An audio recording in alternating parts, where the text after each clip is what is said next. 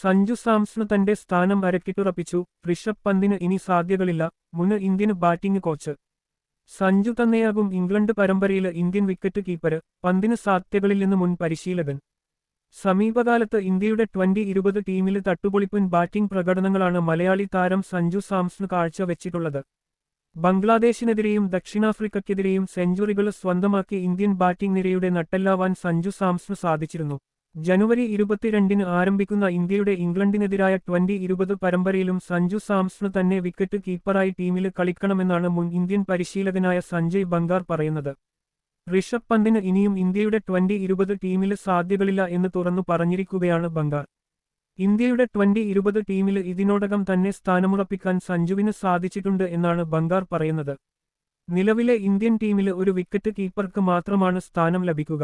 കഴിഞ്ഞ സമയങ്ങളിൽ തനിക്ക് ലഭിച്ച എല്ലാ അവസരങ്ങളിലും മികച്ച പ്രകടനങ്ങൾ കാഴ്ചവെക്കാൻ സാധിച്ച താരം സഞ്ജു സാംസണാണ്.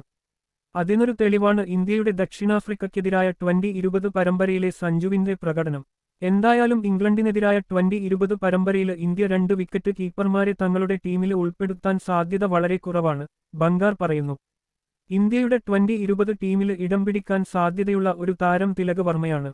നിലവിൽ മികച്ച ഫോമിലാണ് തിലക് കളിക്കുന്നത്. മാത്രമല്ല അവനൊരു ഇടങ്കയ്യൻ ബാറ്ററാണ്. അതുകൊണ്ട് തന്നെ ഇടങ്കയ്യൻ ബാറ്റർ എന്ന നിലയിൽ ചിന്തിച്ചാലും ഇന്ത്യക്ക് ഇതുപോലെ ഒരുപാട് ബാറ്റർമാരുണ്ട്. ഈ സാഹചര്യത്തിൽ ഇന്ത്യ ഋഷഭ് പന്തിനെയും ഇനിയും 20-20 ടീമിൽ ഉൾപ്പെടുത്താനുള്ള സാധ്യതയില്ല, ബംഗാർ കൂട്ടിച്ചേർക്കുന്നു.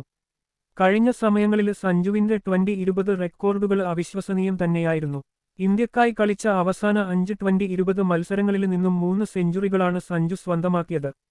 ബംഗ്ലാദേശിനെതിരായ 20-20 പരമ്പരയിലെ അവസാന മത്സരത്തിൽ 47 പന്തുകളിൽ നിന്ന് 111 റൺസ് ആണ് സഞ്ജു സാംസണ് നേടാൻ സാധിച്ചത്.